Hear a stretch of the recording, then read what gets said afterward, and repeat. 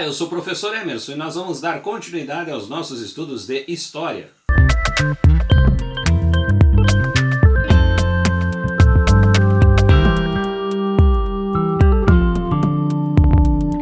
Prezados alunos, é um grande prazer estar aqui novamente com vocês e nós vamos então dar continuidade aos nossos estudos de História. Hoje estaremos discutindo a temática o Império Bizantino, que surgiu mediante a divisão do Império Romano, feita pelo imperador Teodósio em 395, que foi efetivamente correspondente a essa parte ocidental que se separa do grande Império Romano.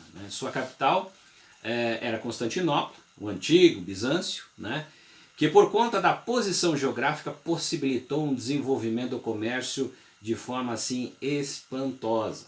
Então nós temos efetivamente um império que começa a partir da sua divisão de forma econômica numa posição bem privilegiada. O auge do Império Bizantino aconteceu no reinado de Justiniano. Ele de certa forma expandiu o seu território, além de ter construído a compilação das leis romanas, e foi a criação do Código do Direito Civil. Então nós temos uma referência importante, devido à cisma do Oriente, ocorrida em 1054. A religião do Império era a católica ortodoxa. Então nós temos essa referência a partir da concepção da religiosidade que se forma dentro desse contexto. O Império Bizantino sucumbiu em 1553, quando os turcos otomanos invadiram o seu território. Então percebam que nós tivemos o auge, nós tivemos alguns percursos aí, até a sua tomada do território. Mas para isso nós vamos trazer 5 características importantes aqui, referentes então a essa fase do Império Bizantino. Vamos então à nossa primeira característica.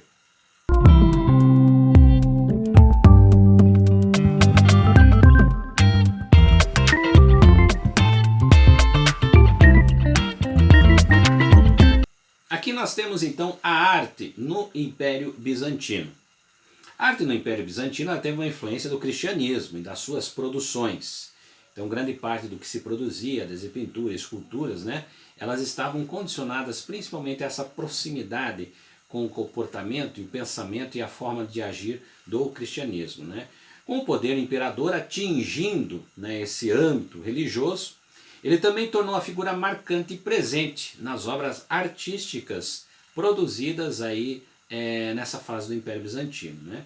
Nas pinturas, o imperador era retratado ao lado da figura de Jesus Cristo, uma alusão a ser um mensageiro entre os homens. Então ele tinha essa referência, ou seja, tinha essa condição aqui. Uma das principais características dessa arte se faz diante das figuras e a sua frontalidade, que representava uma posição mais rígida assim, principalmente as pinturas tinham essa característica. E a gente tem então essa referência aqui da arte no Império Bizantino. Vamos à nossa próxima característica?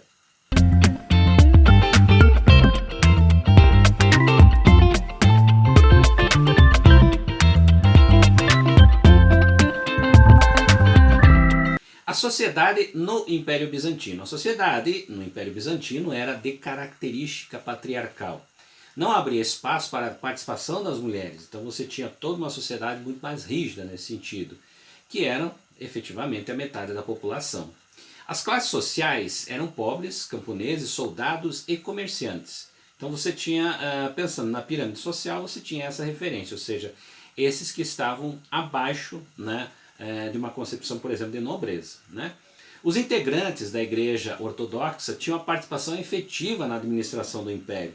Isso é uma das características que a gente vai perceber dentro dessa fase, ou seja, pertencer à igreja e ter uma posição na igreja, você tinha efetivamente uma condição também privilegiada dentro do Império. Os funcionários públicos gozavam de prestígio na sociedade, isso era uma referência, em razão do cargo que ocupavam estruturados a partir de um processo burocrático construído pelo próprio Império. Então aí a gente tem essa relação, ou seja, as pessoas que tinham uma condição privilegiada dentro dessa sociedade. Vamos então à nossa próxima característica.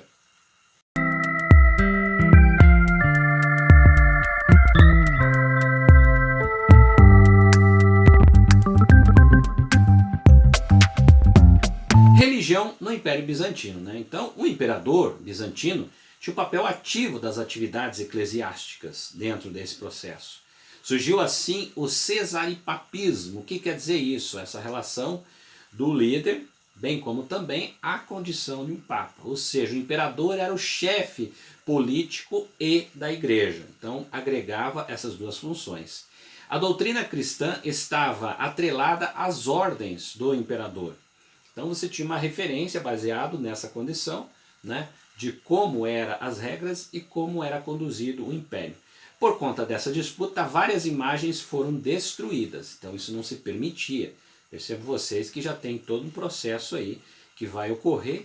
E efetivamente a Cisma do Oriente é a primeira divisão que nós teremos aqui da cristandade, que vai ocorrer dentro desse processo, né?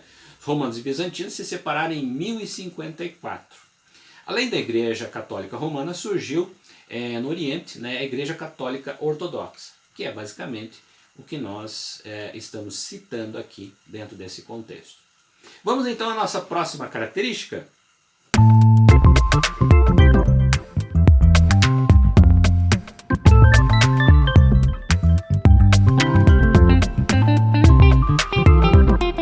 O governo no Império Bizantino. Então o governo bizantino se concentrava nas mãos do imperador, como citamos anteriormente. Ele detinha o poder absoluto de todas as decisões, regras e normas, o que poderia ser mudado ou não. Dentro também do processo econômico. Então conduzia basicamente o reino de uma forma assim muito centralizadora, né? O Senado perdeu a sua força política e se tornou apenas um conselho honorário dentro de todo esse contexto. A burocracia do império se estabeleceu por meio de concessões de títulos a nobres. Então, era uma das questões, uma das características também que se apresentavam. Como o poder emanava do imperador, os trabalhadores da administração imperial, né, também tinham seus poderes e os cargos políticos que eram efetivamente cobiçados por toda a sociedade, justamente por essa respeitabilidade que se tinha com relação a essa função, né, no caso dos administradores públicos. Vamos então à nossa próxima característica.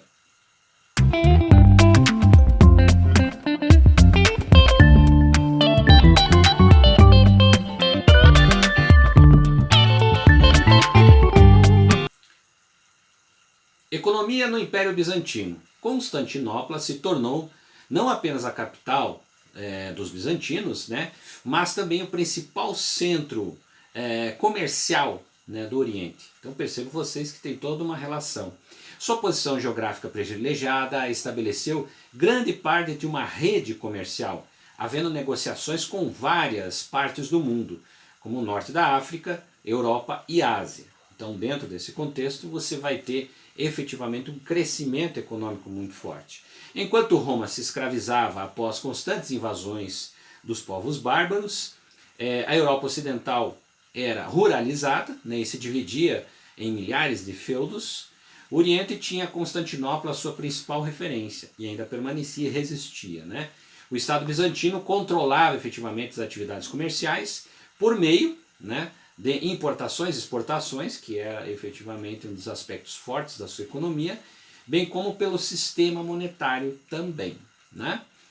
Em épocas de crise, né, o imperador intervinha na economia, então ele dava efetivamente uma posição, ou seja, um condicionante, ele modificava alguns dos rumos da economia para que o abastecimento de alimentos, principalmente, chegasse até a capital. Então percebo vocês que nós temos aqui alguns aspectos importantíssimos que são as características que nós trazemos sobre o Império Bizantino. Espero que tenha contribuído para conhecer um pouquinho mais e nós retornaremos no próximo vídeo aqui no nosso Flash da História.